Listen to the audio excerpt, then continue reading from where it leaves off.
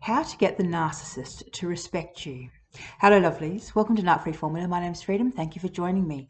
So today's video is for anyone who's still at the stage where they are trying to get the narcissist respect. And why I say still at the phase is because the next phase or stage is where you get to the point where you don't care what the narcissist thinks about you.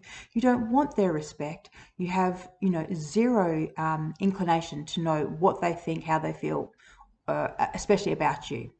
All right, lovelies, let's jump into it. I've got 5 points and then 2 do nots at the end. So the first point is the narcissist will respect you if you walk away from them, because as much as they are going to absolutely hate losing, they will recognize that it is a loss. They have lost you.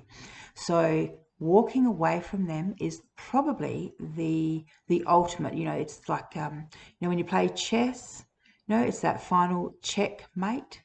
So remember that. Walk away.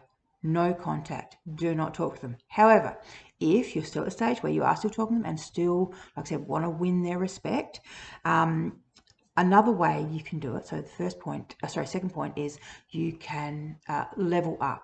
Leveling up and making more money than them is going to piss them off, but they also can't help but have some kind of respect.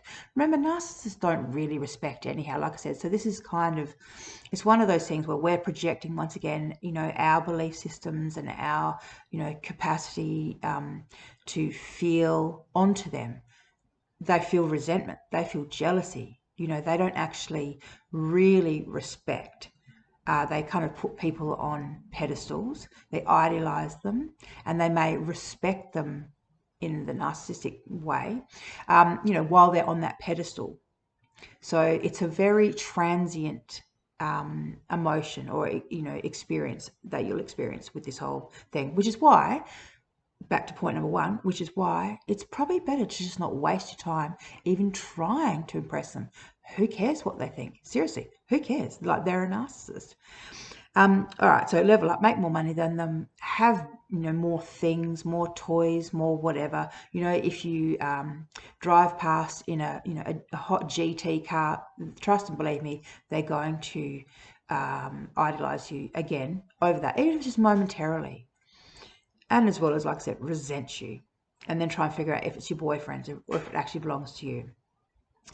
So the next point, number 3, is overcome their bullshit.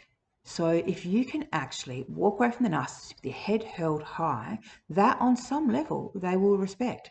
It's the people who go to them crying and begging and pleading, baby, baby, please come back, I love you, I'll change, I'll try harder. The narcissist has zero respect. Sure, the narcissist might take that person back, but they have zero respect for that person, because in their mind, they just think, well, if you can put up with that level of abuse from me and then still want to be with me, what does that say about your personality and your character? Weak.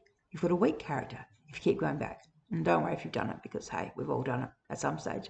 But, you wise up, you wake up, you learn. And like I said, this is once again that double-edged sword. The narcissist will hate the fact that you've figured them out, sussed them out, you've identified them as a narcissist, and that you're going no contact. They will hate that. But it's the checkmate. All right, darlings. Number 4 is follow your dreams. It's really, really important that you actually follow your dreams. That you do the things that you were going to do when you were with the narcissist before you got sidetracked into doing all their bullshit. You got sidetracked into all that drama and the breaking up and the making up and all of that. All the jealousy and the demands and all of that, right? There was a dream that you had. Whether it was to start your own business or travel around the world or, whatever the dream was, capture that dream again. Okay? Do it for yourself. But if you can't do it for you right now, do it just to piss them off. Do it just to gain their respect. Do it.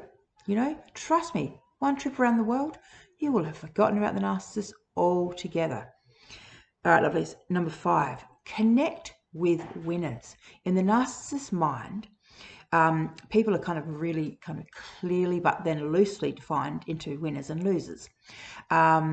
you know, you can go from being a winner to being a loser in their mind, but you can't go from being a loser into a winner, right? So if you are associating with people that the narcissist perceives as winners, therefore, by proximity, they will then assume that you are a winner. So you will gain their respect in that way.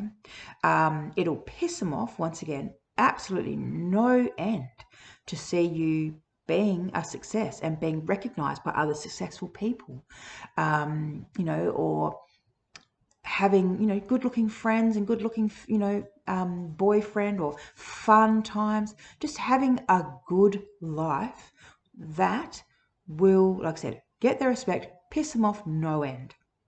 And for me, as I said, I'm in that next stage where I just don't care, you know, trying to waste any of my time changing how the narcissist perceives me or thinks about me. That's just not something I'm going to do.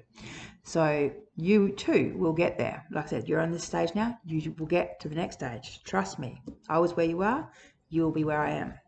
All right, lovely. So the two things do not do. Do not put sexy photos of yourself or you and your new man on social media thinking that it's going to get to them. Because yes, it will get to them, but it's not going to get you the respect that you're hoping for. It's going to, in their mind, look like you can't be single, you can't deal with life on your own, you had to get another man to have, you know, XYZ, whatever it is. You know, anything that you do have, he will just assume that your new man gave it to you, bought it for you, or that he's funding it in some way. So it doesn't make you look good, essentially, when you have that stuff, you know. And you might be thinking it's making him jealous, and on some level, of course, but like I said, the other side is he'll just basically, in his mind, be, you know, thinking that you're a hoe and that, you know, you're up to no good and you never were any good and blah, blah, blah. All right, and the final point of what not to do if you want to gain the respect of the narcissist is don't send them information about your life, right? Don't be, you know, I don't know, just say, I don't know, you wrote a screenplay, you know, and then it was successful and, you know, it was in the newspapers. Don't be sending them screenshots of that stuff. Don't be trying to go, look at me, look at what I've did, you know, what I've done and the success that I've had without you. Don't worry about sending them all that stuff, because all that says to them is that you're doing all of that for their approval. Okay, the reality is they will find all that stuff anyhow. You don't need to worry about that. Trust and believe me, they're keeping an eye on you, they're watching from afar. That is what narcissists do.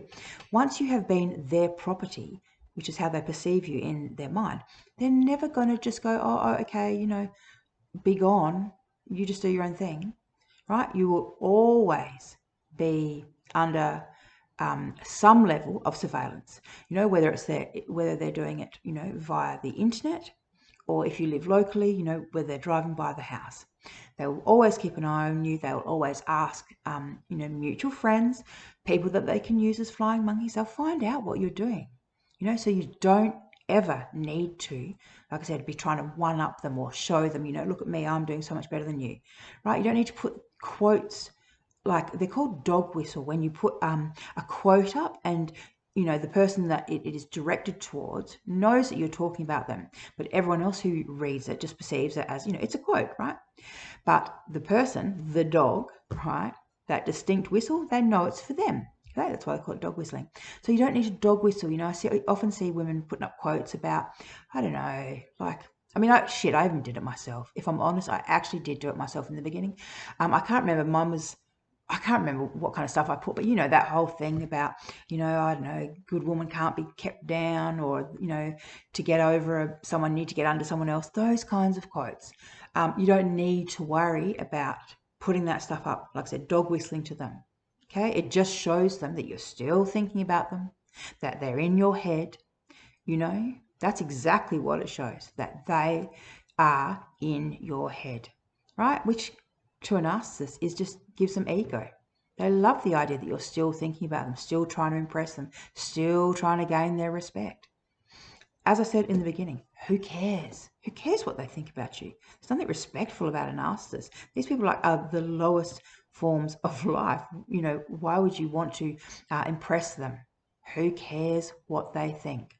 And as I said, even if you were to momentarily gain a narcissist version of respect, as easy as they gave it, they'll take it away, and then once again you're back on this cycle of trying to get something from the narcissist.